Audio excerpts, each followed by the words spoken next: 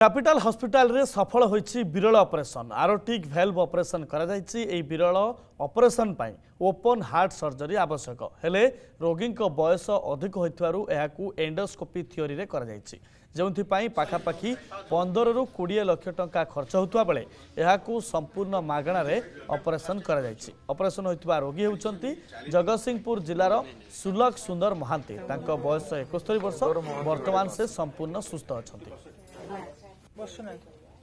नुआ टेक्नोलोजी माध्यम रे आमे करिछु जोटा कि माने एंडोस्कोपिकली कराहला without going for the routine surgical process. तेणु करी जोटा कि आपण बाहर गोटे कले 20-25 लाख टंकार खर्च हुए, जोटा कि आमे सरकारंकर निर्देश रे बा हमरो अथॉरिटींकर सहयोग रे आमे ताकू आज कैपिटल हॉस्पिटल आमे करि पारछु। एटा निश्चित हमर अनुष्ठान प्रति एवं ओडिशा सरकार प्रति ओडिशार शासन प्रति एटा गोटे बहुत बड़ पदक्षेप, बहुत सफलता। आमे समझथिलु हम सब 4 जन कार्डियोलॉजिस्ट हम नर्स 3 जन थिले, हमर टेक्नीशियन स्टूडेंट्स हमर सब वार्ड अटेंड समस्त मिसिक करिछु। एटा मिनिमम 15-20 इयर्स रहबो।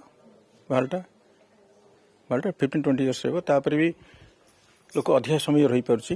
हाँ, सुस्थ अच्छी मु छाती टिके कष्ट अनुभव करी, निश्वास नेला बेले मुंड बुलाऊला, बाथरूम गला बेले पड़गला भाया लगुला।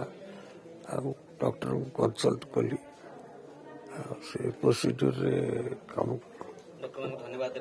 हाँ, मु बहुत धन्यवाद दूसरी। मु तो किसी असुविधा फील करू नहीं, सुस्थ लगुच। ठीक है।